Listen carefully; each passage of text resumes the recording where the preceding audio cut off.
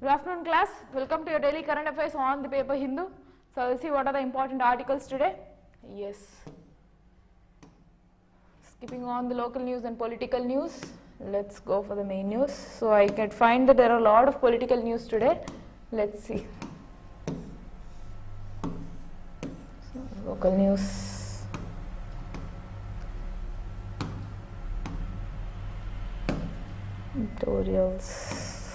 Editorials.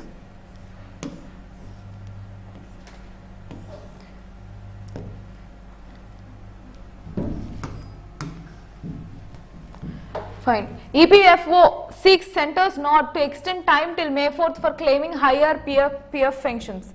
So I have already mentioned about EPFO that is an organization which will give you pensions. So here recently they have given an option that higher pensions can be opted where 8.6% of their basic income can be given in the cutoff, and then at the end they can claim that. And currently EPFO has stated that we need a prolongation of date till May 4th so that we can settle all these issues. So for claiming all these higher PF pensions we need time till May 4th. Actually, yeah. So this will be applicable for people who have got retired after September 1st, 2014. So yeah, it has asked time, Supreme Court has asked time that yes, currently we need time till May 4th so that we can claim EPFO, or we can give people this particular EPFO, pensioners, okay, pensioner scheme. The Labour Ministry, so it is the ministry, nodal ministry which is responsible for EPFO. So the EPFO, the Labour Ministry however had not taken any decision on this matter. EPFO is yet to streamline the process of online submissions, alleges National Confederation of Retirees in a letter. So National Confederation of Retirees is a organization or a particular group of people who are retired, and therefore they have formed that particular organization. So they have claimed that EPFO hasn't taken anything, so it has not streamlined about this. So it is yet to streamline the process of online submissions. That is what mentioned by who? By National Confederation of Retirees in a particular letter. So currently people who are eligible is people who have been retired from September 1st from 2014, from the year 2014. So they can give options from EPFO to claim higher pension on the actual salary ends on March 3rd. So by March 3rd they should have been finalized, but they have asked that we need an extent till May 4th. Okay. So that is about this article. Let's go to another one. Manual scavenging. So this article again is important for your governance and manual scavenging to governance and also social justice. Society, social justice and your governance. So GS2 and GS1 related. SC asked government what it had done to end the manual scavenging. So currently with the Act of Manual Scavengers and Construction of Dry Latrines Prohibition Act 1993 and the provision of employment as manual scavengers and their Rehabilitation Act 2003. So with these acts the government has prohibited manual scavenging, but yet this manual scavengers which is called your Safai Karmacharis, so this is still existing. So currently the problem here is not banning of manual scavengers is fine, but what about the employment generation for them? That is a point of question. So currently the Supreme Court has directed that the government to place on record within 6 weeks the steps taken by it to implement nearly 10-year-old judgment. So what is it had actually taken? Whom it is asking? Judiciary is asking the Parliament to place what it had actually done regarding the judgment to end manual scavenging to prevent future generations from the inhuman practices. So to prevent inhuman practices, what steps has been taken by Parliament? That is what he has. Supreme Court has questioned. So bench led by all these things, again not important, but yeah, that thing has been involved, or to ban or to remove completely this particular manual scavenging has been mentioned in this particular acts of Parliament. Okay. So yeah, that is about your SC asks about manual scavenging, what steps has been taken by centre. SC intringed. So again Supreme Court has intringed by the lack of protection officers for domestic violence cases. So domestic violence cases, definitely there used to be certain officers who are of in charge. So whenever some person has come into this particular office and I have asked about this grievance redressal mechanism for domestic violence, there should be certain officers who should be addressing it, and currently it is lack of staff. So it is running out of staff. So Supreme Court has asked or has sought for more information on, and the mission regarding this domestic violence protection, or to deal with this domestic violence protection, the mission introduces Mission Shakti, which is an umbrella scheme for the safety, security, empowerment of women intrigued by a possible chronic shortage of protection officers to deal with domestic violence cases. So to deal with the domestic violence cases, currently the Mission Shakti is the one which has been started. So with this, what is the current mechanism? What are the actual officers and what is the current cases that is being currently handled by the particular officers under Mission Shakti? All these things have been asked by who? By Supreme Court. Okay. So yeah, Supreme Court document in the top court sought 4.4 lakh of domestic assault are pending under a sample of 801 districts. So currently in 801 districts, 4.4 lakh cases are being pending, only domestic violence cases. Then see what is the level of efficiency of this particular body. Okay, fine. So yeah, so about this, and this particular Mission Shakti was under the Protection of Women from Domestic Violence Act 2005. So appointment of these officers will come under this particular act, which is Protection of Women and Women from Domestic Violence Act 2005. Okay, fine. So correctly Supreme Court has asked that what is the current status, what is the distress level, give us all the data so that we can understand what is it about. Okay, fine. So yeah,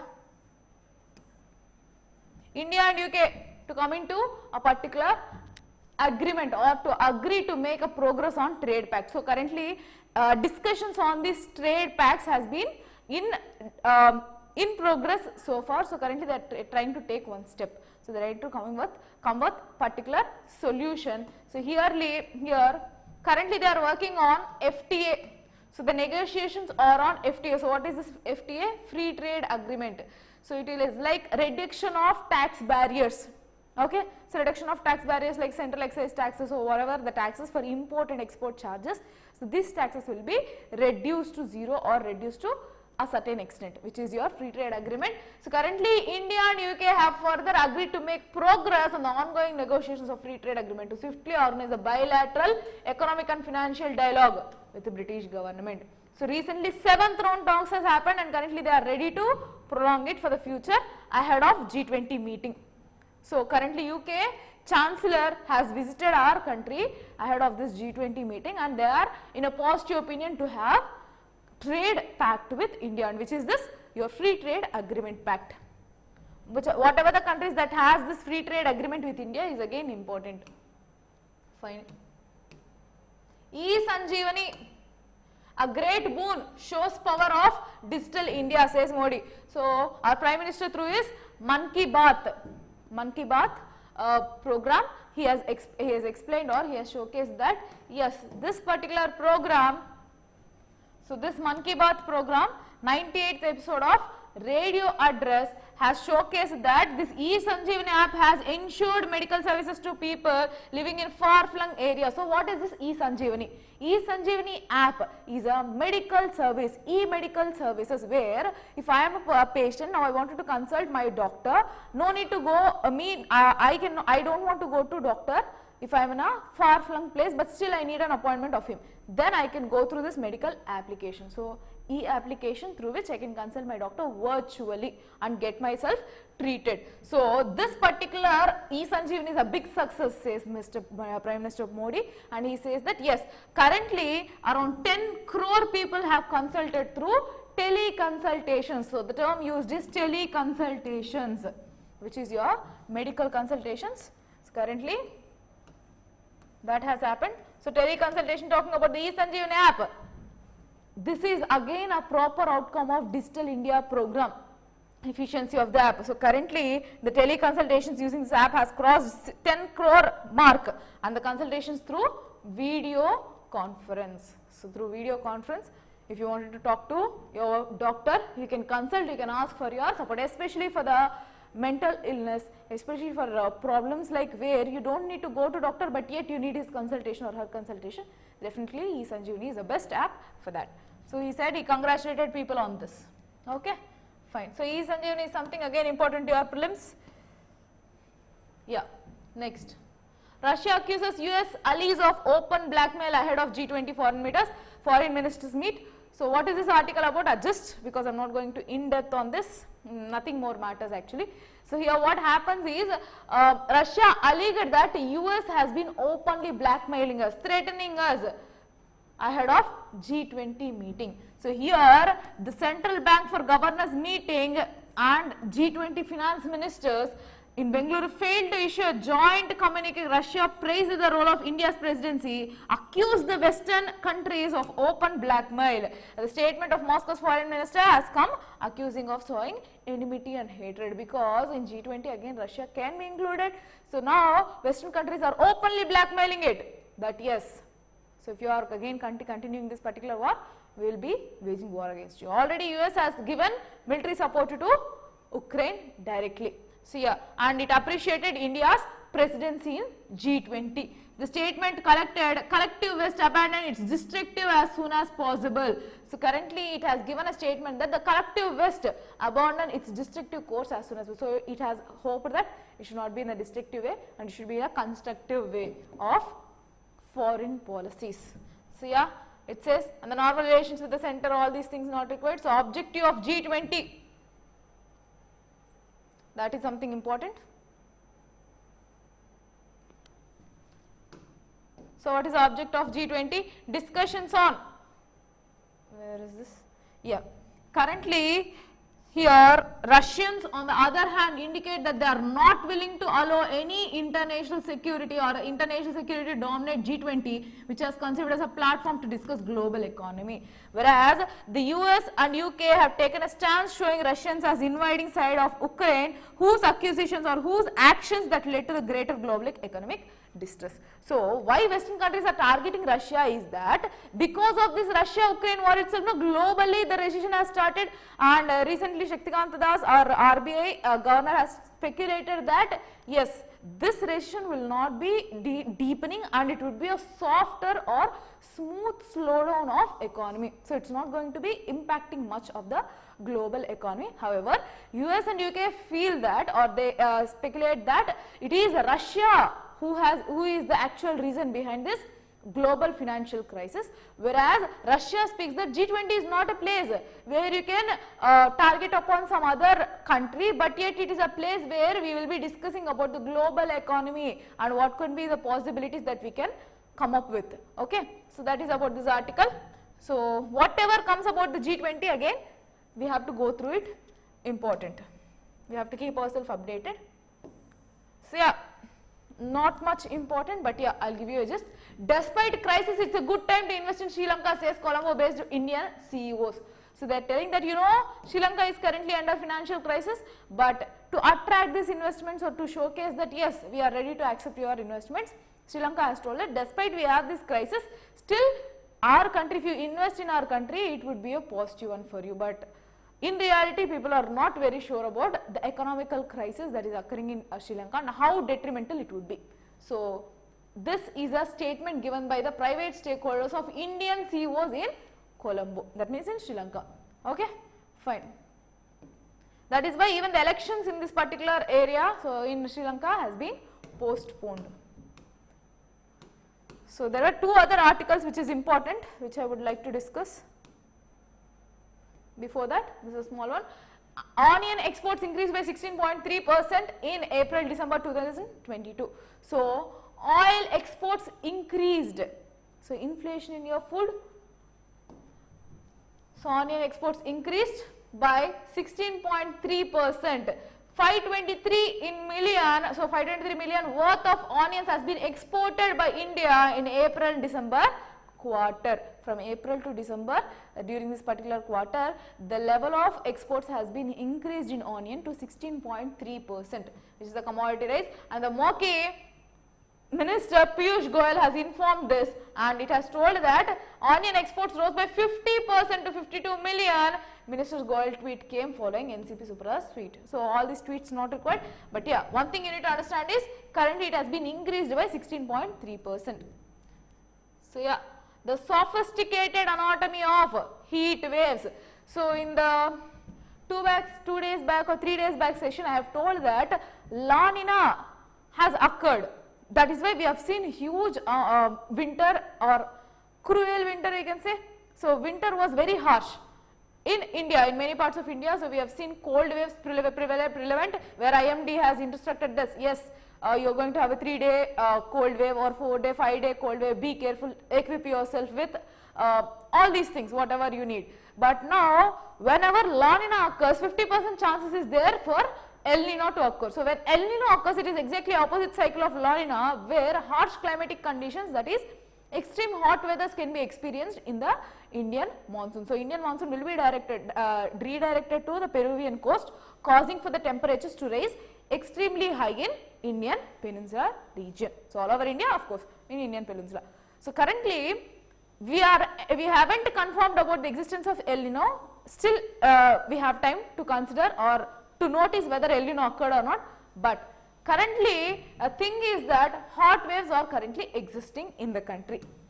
So, what is a hot wave? Again important, IMD, Indian Meteorological Department, says about this. So, on February 21st, the national capital recorded a third hottest day on February for 36.6 degrees. See, in February itself, 36.6 degrees, which is more than 5 decades. So, in February, the temperature recorded is 33.6 degrees, which is more than the 5 decade years.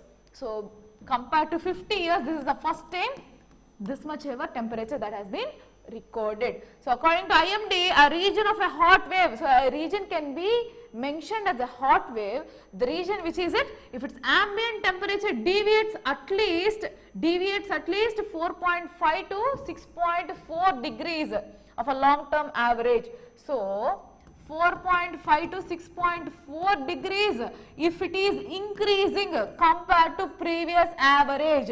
So, average temperature will be recorded, one average temperature will be there compared to that average temperature of a particular locality during that particular time frame. If it is more than 4.5 degrees to 6.4 degrees, then it can be termed as heat wave. So, more than that.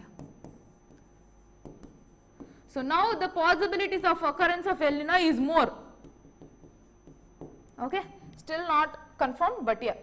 So, yeah, now heat waves are expected to become longer and more intense and more frequent in Indian subcontinent. So, if further improve forecast warnings, issue them as much as possible, as soon as possible, couple them with city-wide graded heat action plans to protect the vulnerable. So, what they are telling is IMD will give you a proper guidance or what should be the way that you need to protect yourself from precautions. Basically, the precautions towards this heat wave will be issued in almost all the cities so that the vulnerable can be protected. So, that is about this article. So, currently they have elongated or they prolonged that. So, compared to 5 decades, which I have already told. So, because of existence of La Nina, now they are expecting this El Nino. So, yeah. So, what does air mass contribute to heat waves? The other factors apart from this El Nino or La Nina, what are other factors that would affect a particular temperature of a place? Okay. So, other factors affect the formulation of heat waves are at the age of air mass, how far it has travelled. So, air mass will be there. What is the air mass? So, it will be travelling from one place to another place where it has different temperatures. Okay. So, this air mass will be travelling from one place to another. Now, the issue is that the north or northwestern heat waves are typically found with air masses that come from 800 to 1000 kilometers away and around 2 days old. So, within these 2 days, it will travel from 800 to 1600 kilometers from that far to India, in which from north or northwestern heat waves will be traveling to India and within a span of 2 days. So, the heat waves over peninsular India on the other hand, so over the peninsular India, so I have talked here about northwestern part of India, this particular part.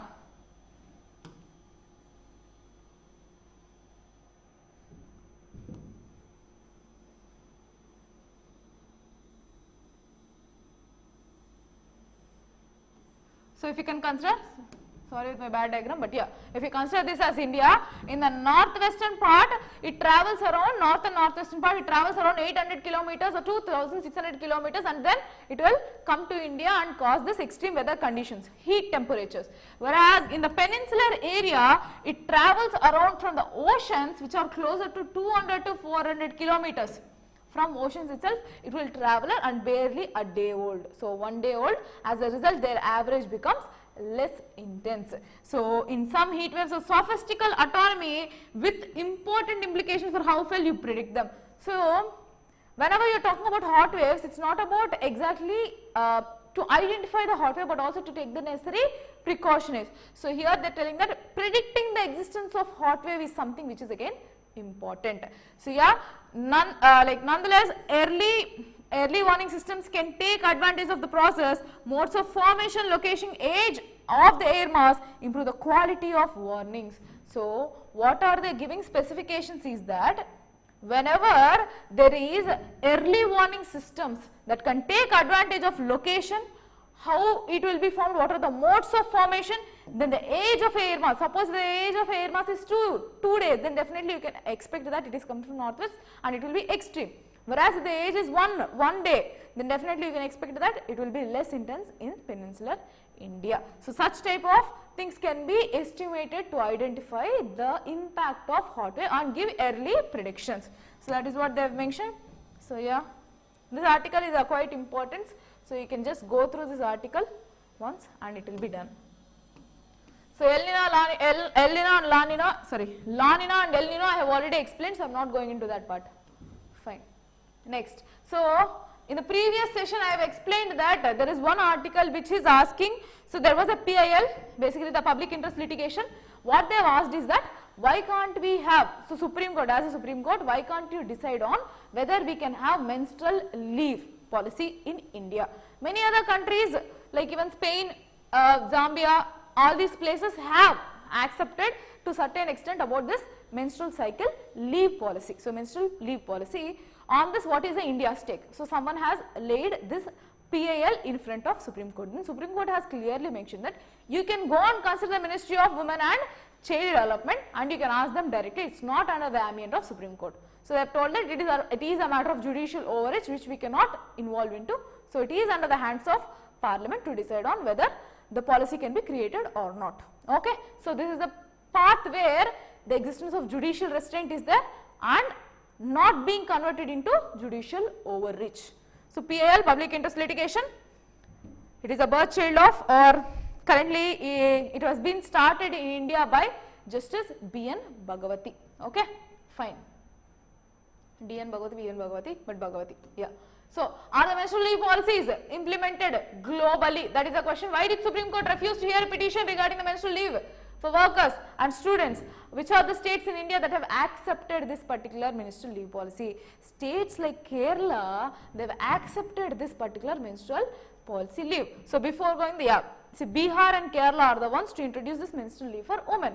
But even in women, people are not favorable to this particular menstrual leave because not necessarily everyone will have the same impact.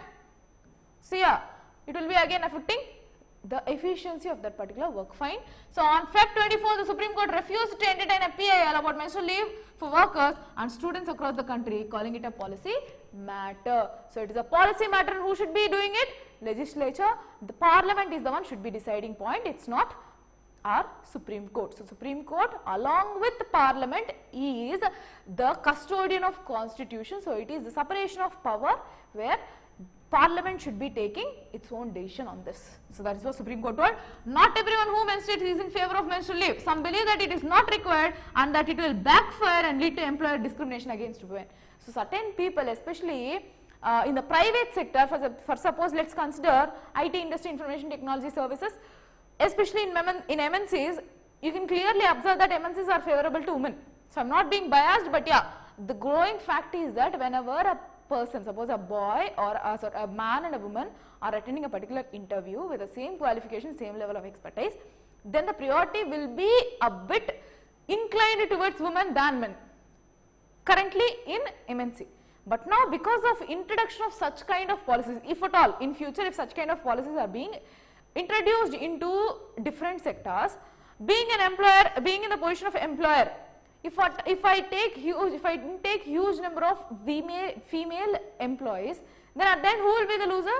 As an employer, I will be the loser. So what I will do? I will be converting into male workforce. So I will employ, or I will lenient my decision towards male employees. So that is why certain women are unfavorable to this particular matter. Just a moment.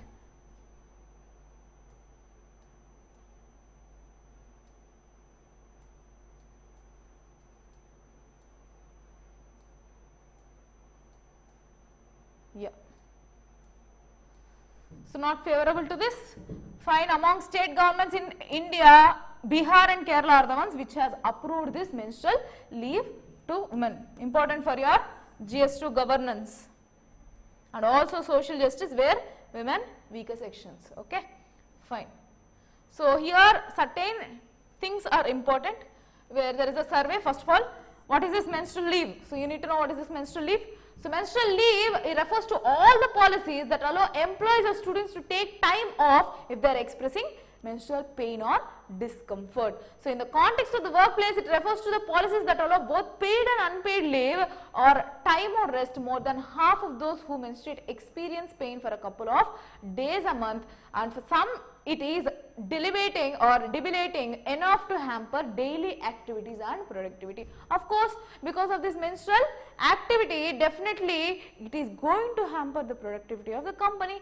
So yeah, that is about this article. And there is a survey 2017 which has taken in 2017 of 32,748 women in India, in the Netherlands, women in the Netherlands, published in the British Medical Journal, found that 14% of them have taken time off from work for school during their period. The researchers estimated that the employees lost around 8.9 working days of productivity every year due to menstrual cycle related issues. Now the thing you need to observe is, how many people have to leave? In among the all women, 14% of the women who has been in the research, 14% of the women have taken this particular menstrual leave. Then what about the rest of people? They are okay with it, they are okay to work. So whenever you are coming up with a particular policy, you need to know how many people are favorable, right, and how many people are actually the vulnerable section here. So yeah, that is about this particular survey. And globally, what is the impact? In Asia, Japan has introduced menstrual leave as part of their labor laws in 1947, and after the idea became popular, labor unions in 1920s. At present, under Article 68, employees cannot ask women who experience difficult periods to work during that time, and in Asia too. So you need to understand, Japan has introduced, and what is this policy? If they are undergoing difficult pain or unbearable pain, only then they can be opting for this particular leave. And Indonesia too introduced such policy in 1948 during the period of India's post-independence history too. So amended in 2003, which state the worker experiencing menstrual pain are not obliged to work for the first 2 days of cycle. So the first 2 days they no need to be opting that particular thing. So opting to work, so they can take leave. Philippines workers are permitted to take again 2 days, and African nation Zambia will be giving a particular leave where the women workers can take any 1 day in the month as a leave, and that particular leave is considered as Mother's Day. So that medical certificate, without any reason they can take a leave, and which is calling it as a Mother Day in Zambia, in South Africa. So this shows the positive aspect that yes, if that all leave is given, 1 day or 2 days is permissible, but yeah, the stake is on government now. So it is at the government hand to understand what can be the possibilities to introduce this particular menstrual policy in India, menstrual leave policy in India. Fine. So that is about the total articles today. Yeah. So far that is it. Rest all we don't have. Yeah, I forgot about this article. Fine. The multi-year cyber attack on GoDaddy. So let me complete this and then we can wind up. Yes. So the multi-year cyber attack on GoDaddy servers and its impact. Important for your GS3, Science and Technology, cyber attack. So GoDaddy is a particular website, so it is the largest domain register, basically a domain, so which uses this WordPress, and currently almost different websites like of e-commerce websites or any kind of e-commerce or any SSL certificates, professional business emails. For hosting all these, this particular GoDaddy can be used as a platform. So this will be basically using WordPress as its backend program. So currently what is the issue? This has been hacked. What happened is unauthorized third party had access to the servers of this GoDaddy website, which will make, suppose if I click on one particular option, it will redirect to some other page, making it vulnerable to phishing. So what is this phishing? So phishing in the sense not phishing fish, but this is phishing. Phishing. Okay. So yeah. See, GoDaddy gained, so some third party have gained access to GoDaddy servers, its cPanel shared its hosting environment, the company shared it in a blog post. So attackers installed a malware on servers, causing intermittent redirection of customer websites to malicious sites, leading to increased chances of successful phishing campaigns. So what is this phishing campaigns? Suppose if there is a particular spam mail, there is some attachment or there is some link. If I click on that, then my details of my personal details like my credit card details or my Aadhaar card details, whatever is the unique ID that will be an identity or that will have my money. So main motto of phishing is getting your money. So acquiring your money, transfer of your money. So currently this particular malicious activity was detected in GoDaddy. So where a third party has introduced that malware into their servers, which can lead to the possible successful attempt of phishing. So yeah. Attackers also obtained a piece of code related to some services used by the company. So their coding has been compromised, their particular website is under vulnerable state. So that is about this article. So here you need to know that there has been certain attacks on GoDaddy. Yeah. So cPanel, what is the cPanel? Here I have explained that they have attacked. See, the GoDaddy service is in its cPanel shared in hosting environment. So what is the cPanel? It is an online Linux based graphical interface. So it is a graphical interface used as a control panel to simplify website and server management for website owners and developers. These redirectors could have been used by threat actors to run successful phishing and campaigns. So what is this? This is a main control panel and that is being compromised by some third party, which is actually a vulnerable state for people who are using that particular GoDaddy website. Yes.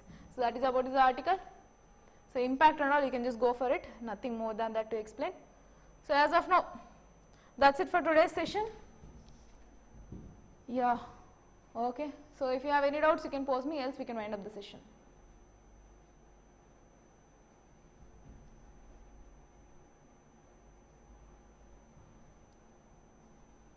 I hope there is no doubt.